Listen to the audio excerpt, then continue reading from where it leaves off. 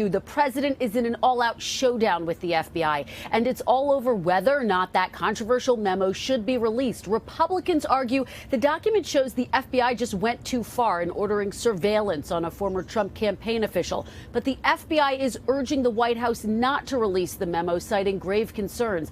Democrats are also crying foul. They're trying to block its release. But all signs suggest the president's mind may be made up. This morning, building toward a potential bombshell. That controversial Republican memo will likely be released as early as today. The document purportedly alleges there was misconduct in ordering surveillance and an anti-Trump bias within the FBI and Justice Department. The president ignoring shouted questions about the matter Wednesday. Mr. President, any response to the FBI saying in that statement that the Nunes memo should not be released?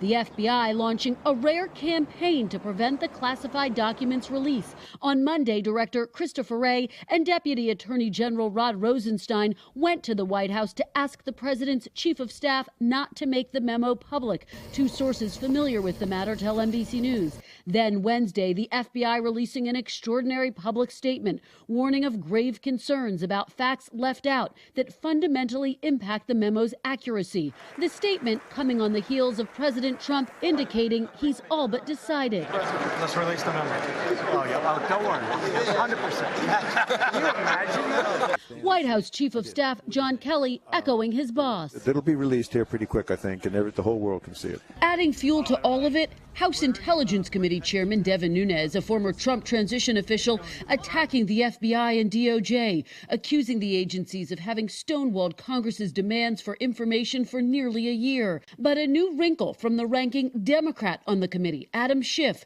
sending a letter to Nunes suggesting the memo sent to the White House for review had been materially altered from the one the committee voted to release. Nunes' office calling the changes cosmetic and the accusation an attempt to stop the memo's release. Overnight, Democrats fuming that the Republican-led committee voted not to include the Democratic response to the memo. And another headwind for the White House this morning. CNN reporting that back in December, during a meeting with Deputy Attorney General Rod Rosenstein, President Trump wanted to know where the special counsel's Russia investigation was heading and wanted to know if Rosenstein was on my team.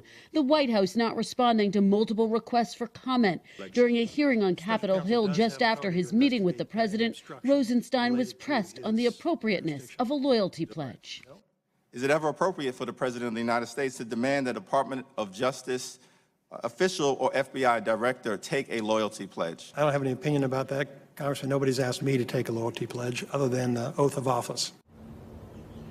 And this morning, one of the president's closest advisors, Hope Hicks, is on defense after the New York Times reported overnight that one of the president's former attorneys, Mark Corallo, is planning to tell special counsel Robert Mueller that Hicks said during a conference call that potentially damaging emails involving Donald Trump Jr. about that now infamous Trump Tower meeting with a Russian attorney will, quote, never get out.